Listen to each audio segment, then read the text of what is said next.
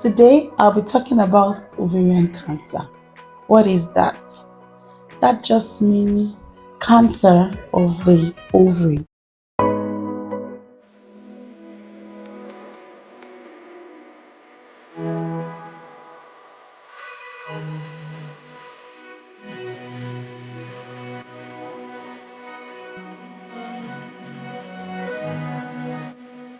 The ovary is part of the female reproductive organ. What does it do? What's its function? All the eggs that a woman has for reproductive life are all found within the ovary during her time, even in utero while in her mother's womb. And when she's delivered with all the eggs she would ever have in her lifetime. Every month during ovulation, that's during the menstrual cycle, when a woman ovulates, she releases eggs. When this egg is released, it's fertilized by the sperm, and then you could have your embryo implanted into your womb. Now, this organ, which is the ovary, has the possibility of getting abnormal cells that can eventually become malignant. And this malignancy is when we now say you have an ovarian cancer. What's the risk factor? Ovarian cancers could just happen spontaneously. There are some cancers that happen in the earlier part of your life, while there are others, most of the time, when you're above 60 years and above. Apart from the age, another factor is obesity. When you're obese, you have a high tendency of developing ovarian cancer, and it could be part of a complex, which is women who have obesity, they have hypertension, and ovarian cancer. It could be what we call part of a Lynch syndrome, or even you having genes. Genes, they call BRCA1, BRCA2 genes. Making it simple, there are some genes that predispose you to having ovarian cancer. And when you have these genes, there's a likelihood that this can happen. Women who have never been pregnant before have a higher risk of ovarian cancer. You'll be like, how is this? This is because when you ovulate each month, that is when the ovaries release the egg for that sperm to fertilize. If fertilization did not occur, the process of release means that part of the walls of the ovaries have already gone through some subtle break, because the ovary is like that and then the egg is released. It has to auto repair itself. That process where the ovary releases eggs every month and repairs the walls of the ovary, and it happens again and again. Results to consistent repair, renew, repair, and then at some point it's not like, no, we're not repairing. We want cancer. We want, and then they start growing in some abnormal way, and then that happens. Ovarian cancer happens. But when you get pregnant, you can imagine the whole 9 months when you were pregnant. The ovary is not going through any wear and tear. So the more kids you have, the lesser your risk of ovarian cancer. I know you'll be asking, so doctor, should we get pregnant every day? Oh no, not at all.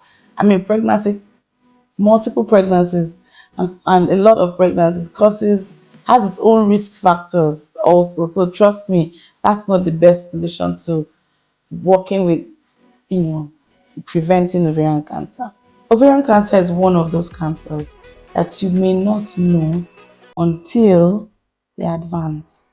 And that's because of the location and the fact that before the cancer will break out of the ovary and go to other places, you may not know, except you went for a routine scan for something else, or you're having a body check, a general body evaluation, and it's detected, or you have family history of this BRCA genes or Lynch syndrome, and for this reason, you've been reviewing and going for serial evaluation, or for some reason you had a surgery and your ovaries were taken out early, so that's it. You're at no risk of having ovarian cancer.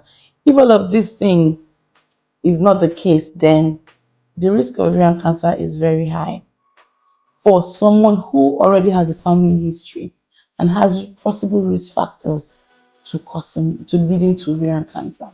So what are you saying, doc? So there's nothing to do. Well, family history, routine evaluation would really help a great deal to help you know what is wrong with you generally. A lot of us don't go for health checks. You don't know, or you don't have even, you don't have the time to go and have your routine checks. We should create time to check ourselves, do routine scans, have yourself evaluated so that you can prevent some surprises that are lurking in the corner. That's what I call ovarian cancer. It just lurks in the corner.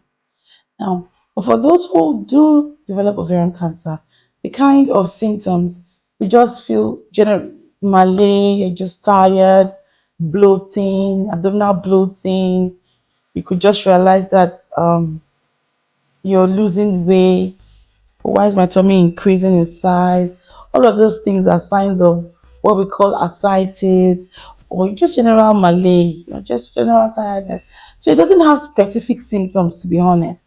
And that is why your routine check, yearly routine check, 6 monthly routine check of just trying to know if you're generally okay is very key, particularly if you're 60 and above and you have not taken out your ovaries, you have family history of ovarian cancer.